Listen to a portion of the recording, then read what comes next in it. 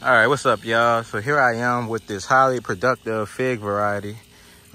Makes large or medium-sized figs, medium to large-sized figs. Like I said, highly productive.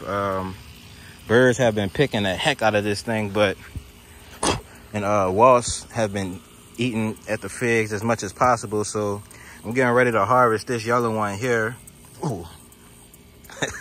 I mean, they are on this fig. They trying to eat into it, so I believe it's ripe and ready. And like I said, I'm covering it up right now with this insect netting. You can see some figs on the inside, so about half the tree is covered right now. It's a very large tree. So I'm gonna harvest this, and then I'm gonna finish covering it up and then get back with y'all once I finish. There should be 2 ripe figs on here if I recall correctly. Just gotta get those wasps off this guy. Get those wasps off of here and I can pick it. Ooh, that's soft. That's real soft. This is a bad one. So I missed it by a day or so. Beautiful fig on the inside if we look there though. Basically, the wasps have been ruining the quality of the figs. And like I said, there should be another ripe one on here. Let's go check. Right here, so these little insects are trying to eat into the figs there. This one is starting to wrinkle up, and it's actually feels soft. I'm not sure if it's all the way ripe yet, but I don't want to take any chances. So I'm gonna get this tree covered up, then harvest it, and then we'll see from there. Might take a little tour of the rest of the plants and see what I got going on. I'm also getting ready to pull up this ginger here because I want to transplant it to my garden that's in zone 9B. This farm is actually in zone 9A. I believe that's ginger right there. We're gonna pull it up and we're gonna confirm that. Like I said, this fig is a high producer.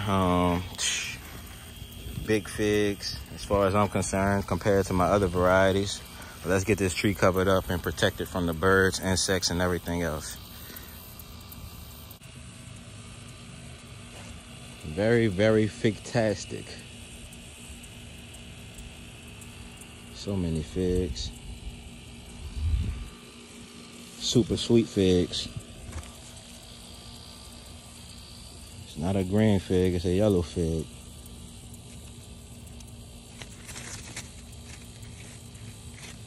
Beautiful. Let's get that ant out of there. Fig-tastic, guys, fig-tastic. I'm about to plant some more fig trees. I have them with me right now. Makes a purple fig. So we're gonna pull off this fig right now because the ants keep trying to visit it. So I'm just gonna assume that it's mostly ripe at least. It's not coming off the, oops. Wasn't removing really easily, but just gonna take it how it is. You can see ants have been going into the eye there. I've been doing my best. There was a lot of them in there actually, so I've been doing my best to remove them. I'm just gonna put this to the side for now.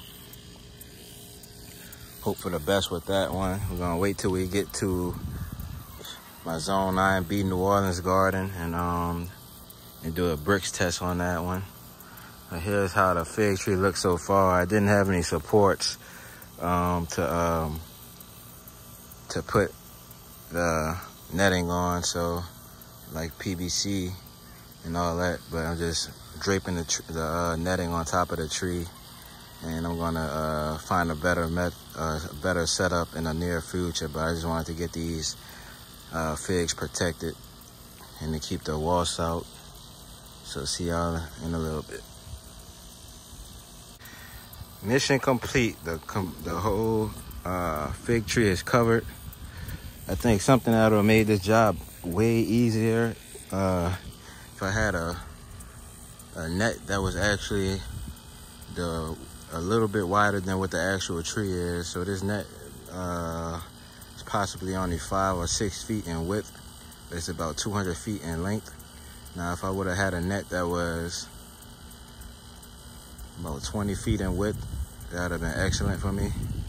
And I would have been able to cover it with one sheet, but I had to drape it over 3 different times. I had to drape it over, stake it down, drape a middle section over, stake it down, then drape the other end over. So I draped it over 3 times, but it's definitely keeping the wasps out. Definitely going to keep the birds out. And I'll be able to allow my figs to ripen up completely instead of just pulling them a little bit early. But this one is soft, so it should have some sweetness to it. I saw ants eating into the eye here. So I believe there definitely is some sugars in there, because ants won't touch anything unless it starts sweetening up. All right, so that's that. In order to connect the different pieces of the net, I put stakes in there, and I just rolled it inward, and I staked it together.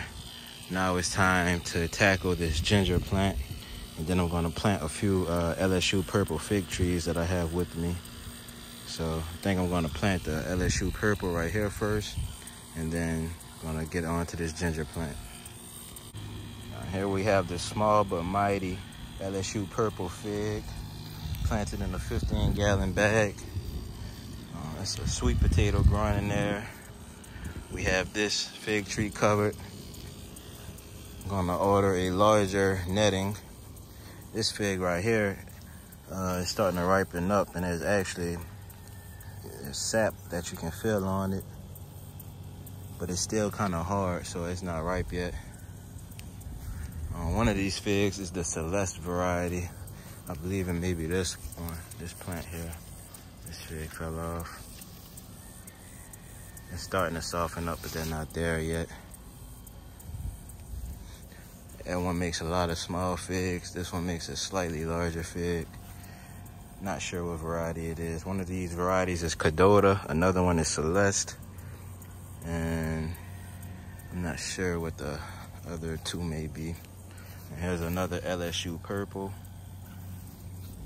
Those will grow real fast. Over here we have Mysore banana, otherwise known as Pisang Ceylon. This is also called Mysore improved. It's supposed to be disease resistant. Here we have the ginger, nicely planted. Behind that ginger we have dwarf Cavendish. And then we have this ginger that I'm about to bring to New Orleans. You can see these stalks right here died out. That's because someone was cutting the grass and drove right over the ginger plant. Still some ants in there, but for the most part, it's mostly cleaned out, so I'm not gonna worry about it. It's gonna be in my car for about 40 minutes. Just have to be sure to put this on the floor and get it out of my car as soon as possible. I don't wanna put it in my trunk because I don't wanna damage it.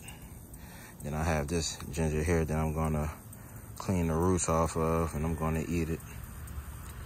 Piece by piece, of course. A small amount goes a long way, so this is gonna last me a while. Smells good. So that's that, y'all. See y'all in the next one.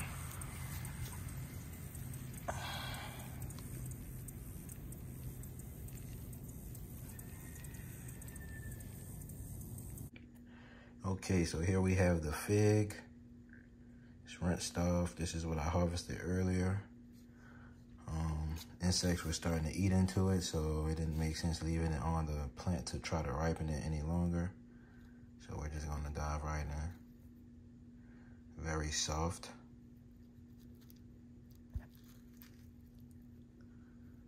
Nice flesh color in there. So the ants had already started eating into the fig, so that's why that's what explains that. And I can also see some little insects in there moving around. So we aren't actually going to eat this fig because it's been invaded by some type of maggot or something. So this fruit is no good, if you can see that movement in there. So we're just gonna do a Brix test on it. Don't really smell much sweetness on it. Not really juicy. Let's try to that in there and see what this measures out to. 21.2, that's extremely sweet. So, I honestly think I want to cut away some of the outer flesh and do give it a try. You know what? I'm just going to take one for the team because the bottom was eaten into, but not the top. Just going to take one for the team, y'all.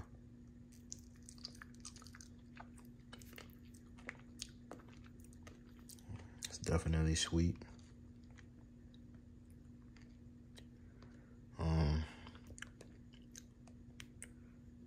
I didn't eat into the bottom part where they're crawling at. I'm not that bold, but definitely sweet. Pretty sure it was still ripening. 21.2 is no small number at all. So let's try to separate the top half and try to get a better bite.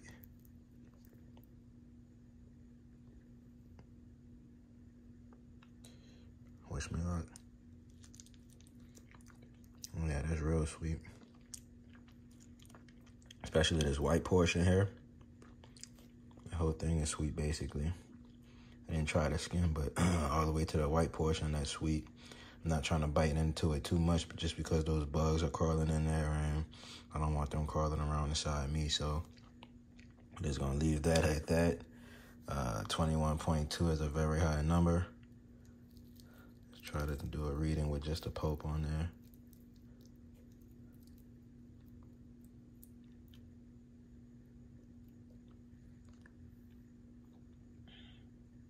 Yep, so it's definitely in that 20 range. So that's that, y'all. Don't know what kind of fig this is, but it definitely is a sweet variety. Have to do something about those, because this variety has an open eye, so that's why those little insects got crawled into there. Ants were crawling into there. So I just have to figure out how I want to protect the open eyes on this variety, and it'll be an excellent variety to have. But nonetheless, closed eye fig varieties definitely shouldn't have that issue with those little insects crawling around, with a massive amount of ants entering it, etc. So that's that. See y'all in the next one.